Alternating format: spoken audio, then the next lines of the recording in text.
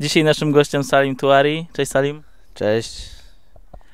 Już w piątek walczysz na gali X Cage w Toruniu z Tomaszem Romanowskim. Jakbyś mógł tak w kilku zdaniach, w skrócie opowiedzieć, jak tam przygotowania? Tak, już w ten piątek będę walczył na gali X Cage. Moim przeciwnikiem będzie Tomasz Romanowski. Jeżeli chodzi o moje przygotowania, to tak naprawdę jestem cały czas w treningu, ale jeżeli chodzi o tą walkę, zacząłem pod koniec stycznia u siebie w klubie w grapplingu Kraków. Następnie udałem się do Ankosu Zapasy w Poznaniu. Spędziłem tam kilka mocnych dni treningowych. W drodze powrotnej do Krakowa udałem się jeszcze na sparingi do Gracie Barra Łódź. Pozdrawiam wszystkich chłopaków z jednego i drugiego klubu i przy okazji chciałbym im bardzo podziękować. Jeżeli chodzi o resztę przygotowań, pod okiem Łukasza Chlewickiego w klubie Grappling Kraków. Jemu także bardzo dziękuję za te przygotowania, chłopakom za sparingi, za to, że znosili wszystkie moje trudy, różne inne rzeczy, jeszcze moje humory. Jak dużym utrudnieniem dla Ciebie jest to, że musisz przed większością swoich pojedynków ruszać w Polskę i szukać tych sparingów, a to gdzieś na Pomorzu sparowałeś, tu mówisz w Łodzi, w Poznaniu. Jest to duży kłopot dla Ciebie? Wiesz co, jeżeli chodzi o sparingi i treningi tak naprawdę w innych klubach, to przede wszystkim związane jest to tym, że u nas w klubie jest bardzo mocna ekipa, ale tak naprawdę jest to lżejsza waga. Są chłopacy także z wagi cięższej, oczywiście, ale tak naprawdę 2-3 osoby to jest zdecydowanie za mało. Trzeba robić treningi i sparingi z jak największą ilością osób, żeby się nie przyzwyczajać do tych samych osób, tylko cały czas z kimś nowym ćwiczyć.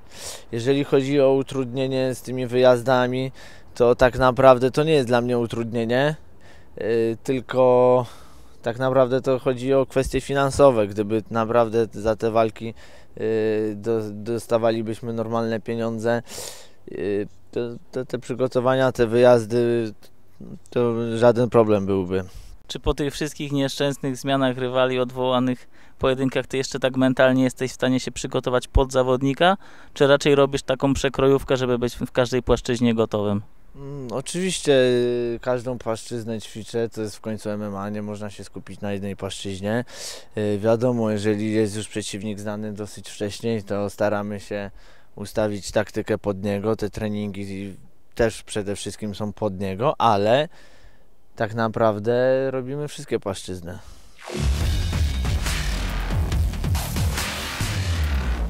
Z nami jest Filip Wolański. Cześć Filip. Cześć, witam wszystkich.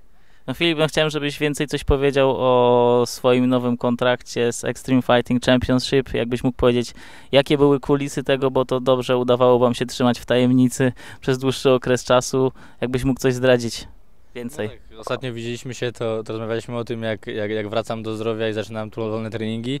I tak naprawdę miesiąc później dziś dostałem informację od mojego menadżera Pawła Kowalika za pośrednictwem Łukasza, że ta organizacja jest mną zainteresowana. Więc udało się podpisać po tam dłuższych negocjacjach z organizacją taki kontrakt wyłącznościowy na 2 lata, na 6 walk no i tyle w sumie. A będziesz w stanie tak na 100% się przygotować, bo to rzeczywiście bardzo mało czasu po tej ciężkiej kontuzji. No tak, znaczy ja tak naprawdę z tej kontuzji wyciągnąłem tyle, że odpocząłem sobie przez 1,5 miesiąca, więc nabrałem jakby chęci do pracy znowu. Potem miesiąc czasu miałem takiego jakby wkręcania się w trening, czyli właśnie siłownia, jakieś tam powolne treningi, nie miałem ciśnienia. No i teraz na dzień dzisiejszy już ta noga jest zdrowa na 99%, tak? Jeszcze robię właśnie wszystkie tam ćwiczenia w stabilizatorze, ale to tylko z takich kwestii psychicznych bardziej, żeby lepiej chuchać na zimne. I na walkę będę gotowy na 100%, także tutaj nie będzie żadnych jakby przeciwności z tą nogą, nic nie jest nie tak, co mogłoby tam przeszkodzić w walce, tak?